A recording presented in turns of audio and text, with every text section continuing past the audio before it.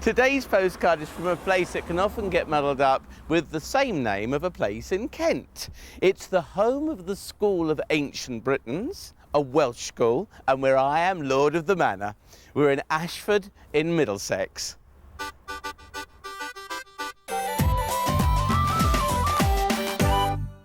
A few years back, I was very lucky to acquire the title, the Lord of the Manor of Ashford in Middlesex, and I took it because, as you know, I'm so interested in local history and heritage. This is a title that goes back 1,500 years, was founded by King Offa and then confirmed by King John. That was the famous man over at Runnymede.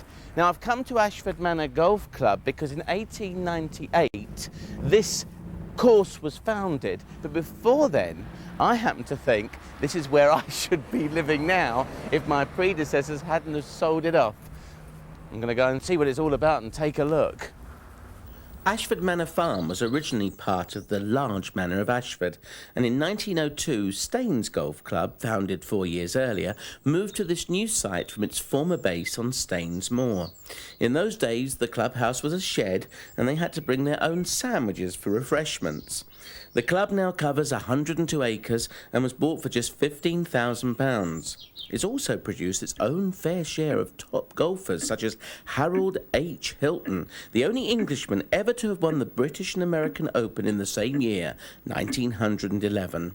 Ooh, no studs. That lets me out. Whereabouts are you? Up there, up there. Either one of those. I'm on both of those. You're up there, and he's up there. Anybody else? Mine's up there. You're up there. Yeah. Well, at least we know one thing, they're all up there. Somewhere. Time to talk to Ted Bartlett, whose name is all over those boards. You've been here for how many years at Ashford Manor? 40. 40 years. Over 40 years. So your name is up on those boards quite a few times. Yeah, 64. 64 times? 64 times. And we've got some of your members up there saying, well, I'm there, and I'm there, and I'm there just once, and you're there 64 times. There's some good old sporting types going off to play around. As it's Ashford Manor, it must have belonged to the Lord of the Manor at some stage because of the Ashford Manor connection. And obviously it's your centenary now this year, 1998, isn't it? Right. Yes, yes. So it's just a 9-hole golf course, and now you're one of the leading clubs in Middlesex County, aren't you? Yes, we are, yes. We're one of the big fish. Yes, you are. Great. Yes. And he's a big fish because he's got his Middlesex badge on. What did you get that for? Playing for the county. Oh, you actually played for Middlesex Oh, too? yes. Oh, yeah. And who are your great rivals, would you say, golf clubs? We haven't any. You haven't? No. What's all this then? The Red Dragon of Wales fluttering fearlessly over a top Middlesex school? Now, you don't really expect to find a little piece of Wales in a large part of Middlesex, but St David's School has been very much a part of Ashford for many, many years. So I've come to meet Judith Osborne, who is the headmistress, because I came here in my capacity as the Lord of Ashford in Middlesex and opened up a fete, and she said I could drop in whenever I was passing. So as I'm passing, I thought I'd drop in and just find out a little bit more about how this school ties up with the town of Ashford. My goodness, that was brilliant timing there, Judith. I was just saying to everybody that I last came here as Lord of Ashford and opened up the fete and had a jolly good time. You said drop in, so I've dropped in. You have dropped in, and that's really nice to see you. I'm glad you've done that. I'd love to, well, we'd all love to know, how does this school first of all get to Ashford Middlesex? Because you've got a Welsh flag flying, you've got the Prince of Wales feathers up there and everything else. Absolutely, a most curious situation. It started off life in 1716, actually, in Clerkenwell Green, a hotbed of revolution. And it was at a time at which the Welshmen in the area knew that the local parishes were not going to educate their own children because they wouldn't educate the children of migrant workers at that time.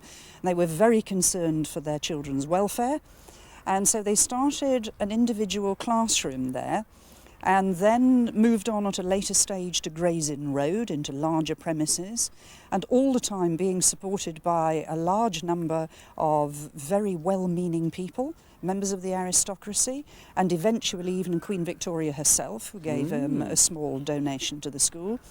And then moved in 1857 when London was getting to be pretty impossible, and when they felt that they wanted to be still running a mixed school. We're talking here apprenticeships for the boys and training into domestic service for the girls. And they wanted to move out of London into somewhere rural, which of course this area then was, and they purchased 13 acres for the princely sum of £800. Goodness me. It would be nice if we could do that now, yes, Russell. it would. In almost any area. And the school was architect designed. The building was architect designed for the Welsh schools by Henry Clatton, and of course of now the Clattons land agents. And That's right, yes. so this wonderful Gothic is what was favoured at the time. I don't think there was a great deal of thought for the comfort of the children. An awful lot of the windows are well above head height, so that they couldn't possibly look out into the surrounding pleasant area. But the proportions, particularly of the facade, of course, are wonderful.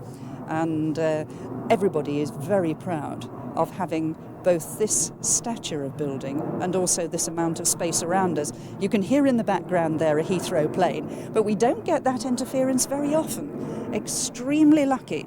We're under a lozenge which has no flight path over it. Except for today. Except for today. The Prince of Wales was the president of the most honourable and loyal society of ancient Britons, and the Welsh connection carries on. During the Second World War, the school was evacuated to Powys Castle, and personnel based at the school during this period used to ride motorbikes up and down the corridors during slack moments.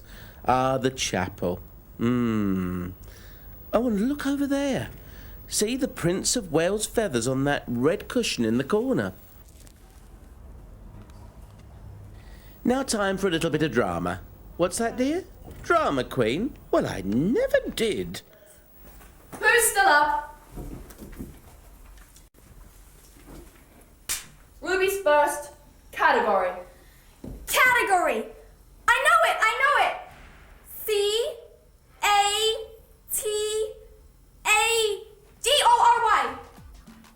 Quite wrong. And now in my most plummy voice, this is the Lord of the Manor of Ashford in Middlesex saying, Toodle pip.